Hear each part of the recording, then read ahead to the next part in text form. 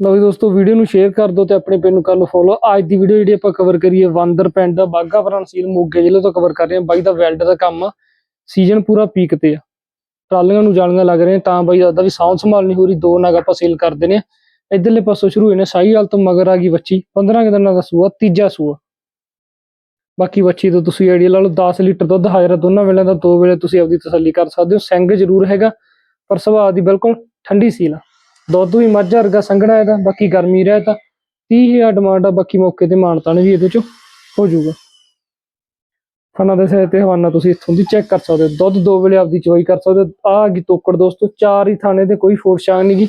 Length ਲੰਬਾਈ ਸੋਹਣੀ, ਕੱਦ ਕੱਟ ਸੋਹਣਾ। ਤੋਕੜ 9 ਲੀਟਰ ਦੁੱਧ ਹਾਜ਼ਰ ਆ। ਪਹਿਲਾ ਸੂਆ ਪਲੂਨ ਨਵੇਂ ਹਾਨ ਦੀ ਰੇੜ ਆ ਇਹ। ਤੇ ਇਹ ਬਾਈ ਕਹਿੰਦਾ ਵੀ 9 ਲੀਟਰ ਚਵਾ ਕੇ ਦੇਵਾਂਗੇ ਤੇ ਮੁੱਲ ਆ ਗਿਆ 28,000। ਬਾਕੀ ਮੌਕੇ ਤੇ ਮਾਨਤਾਨ ਹੋ ਜਾਊਗਾ। ਨੰਬਰ ਹੁਣ ਲਗਾਤਾਰ ਸਕਰੀਨ ਤੇ ਚੱਲੀ ਜਾਊਗਾ।